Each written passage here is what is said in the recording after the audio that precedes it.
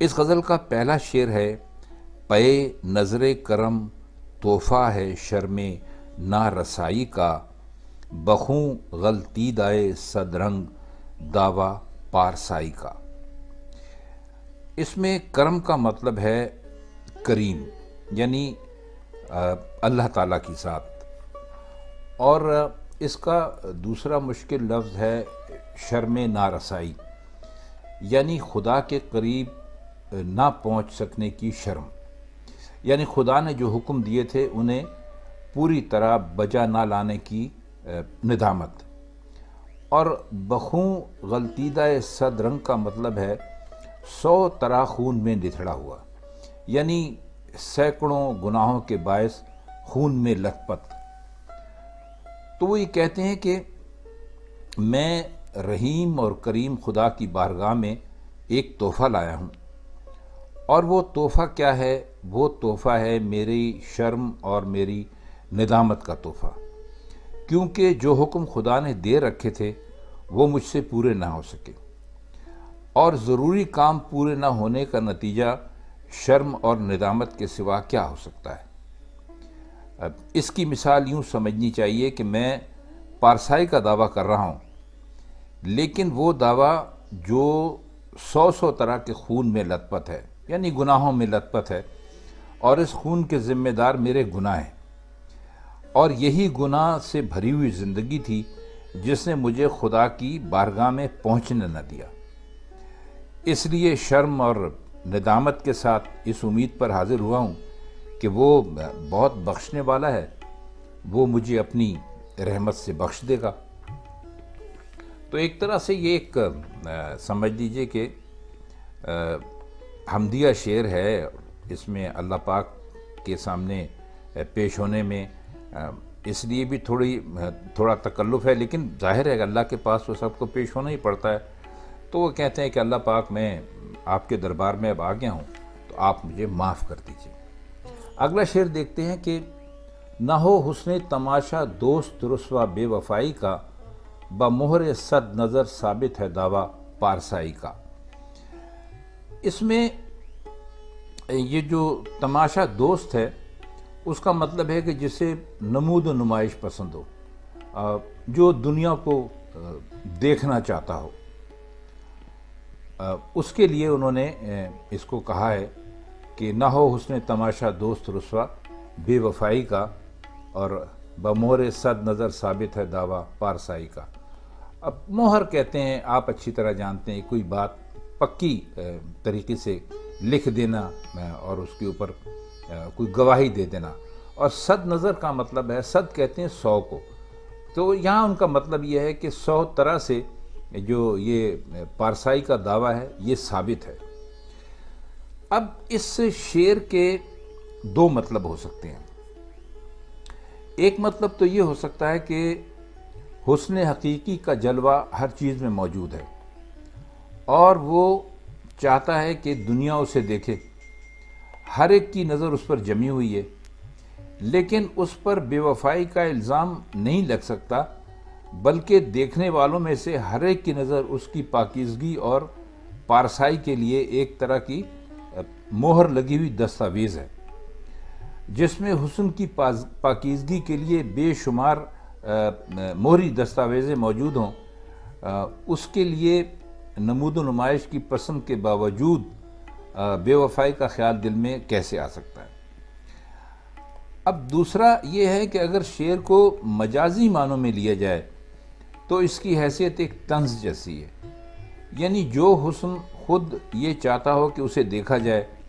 اور جو ہر وقت تانک جھانک کا مرکز بنا رہے اور اس پر سینکڑوں نگاہیں لگی ہوئی ہیں، نگاہوں کی یعنی مہریں لگی ہوئی ہیں، تو اس کو بے وفائی کی اس رسوائی سے بچنا چاہیے،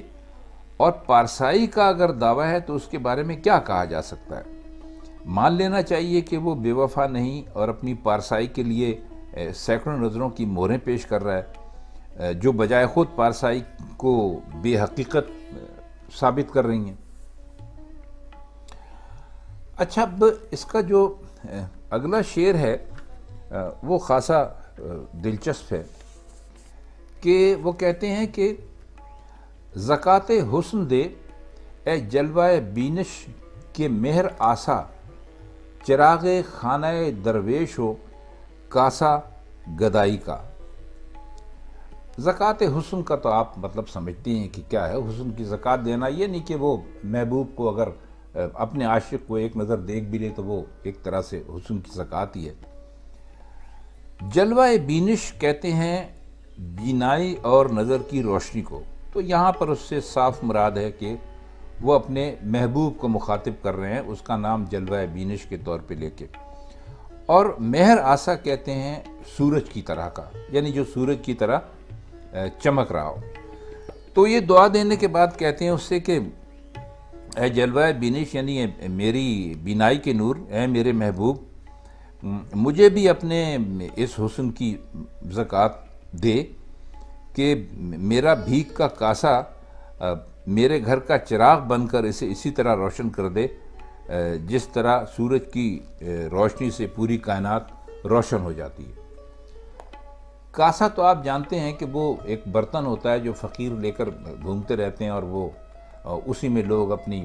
خیرات جو کچھ بھی ان کو دینا ہوتا ہے وہ ڈال دیتے ہیں، یا زکوٰۃ سمجھ لیجئے۔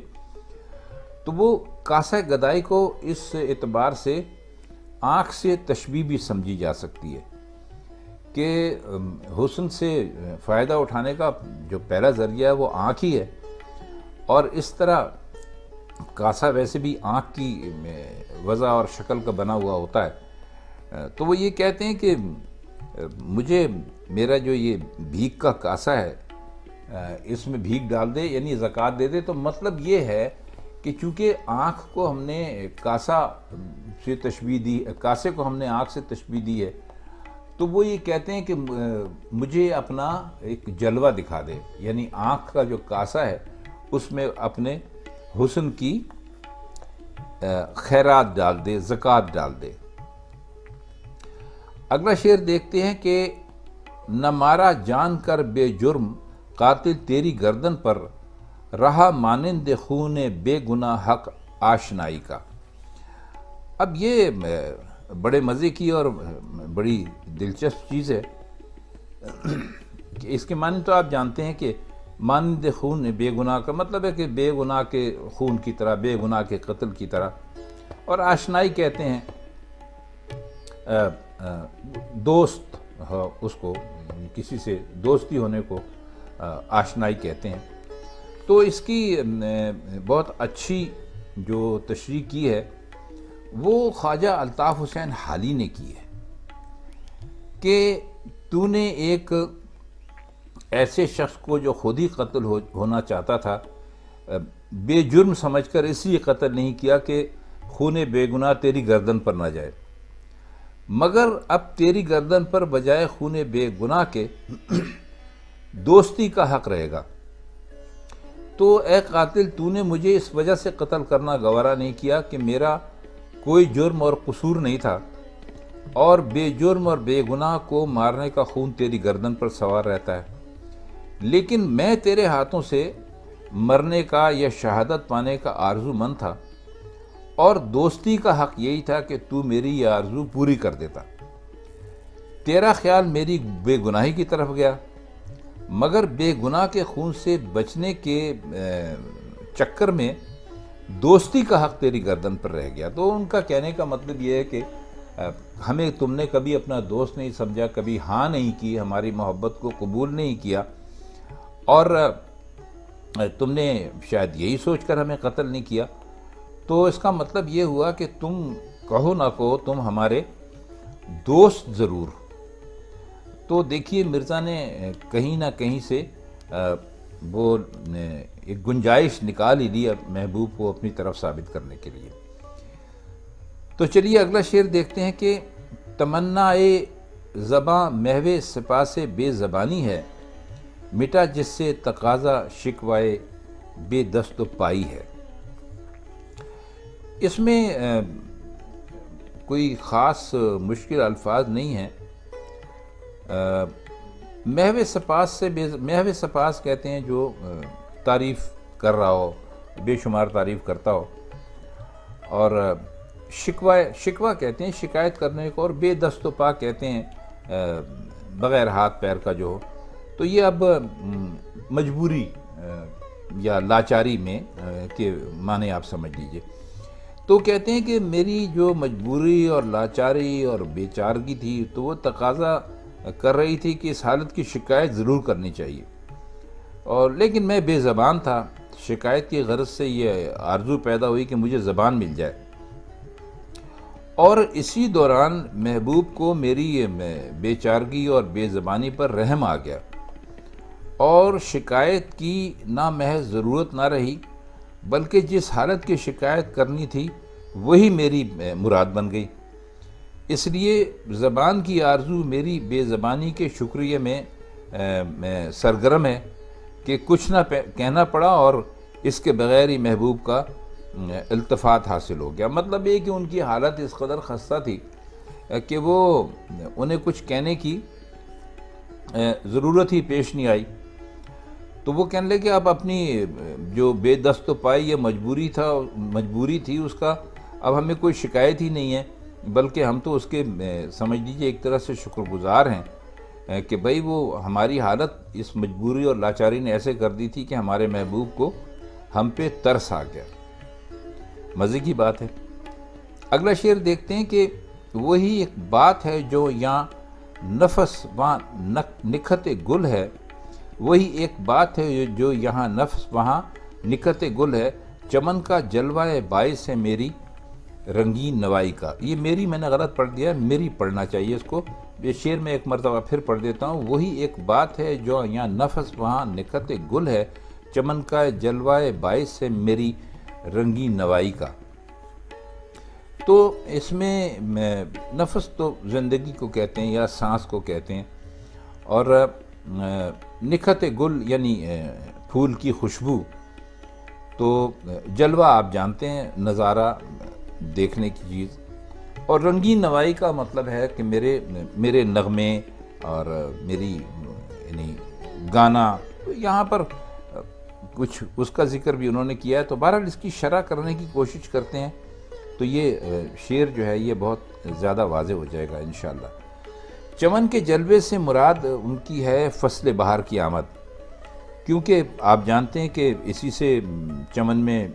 رونق اور شادابی اور دل آویزی پیدا ہوتی ہے، اور پھول کھلتے ہیں تو ہر طرف خوشبو بکھرنے لگتی ہے، اور بہار کا موسم ہی شاعروں کے دل میں خاص جوش اور ولولہ پیدا کرتا ہے، اور ان کے بیان میں بھی بڑی رنگینی آ جاتی ہے۔ تو وہی کہتے ہیں کہ وہی بہار ہے جس نے چمن میں رونق تازہ کر دی ہے، اور میرے دل سے طرح طرح کے رنگین نغمے جو ہیں وہ ابلنے لگے، اٹھنے لگیں۔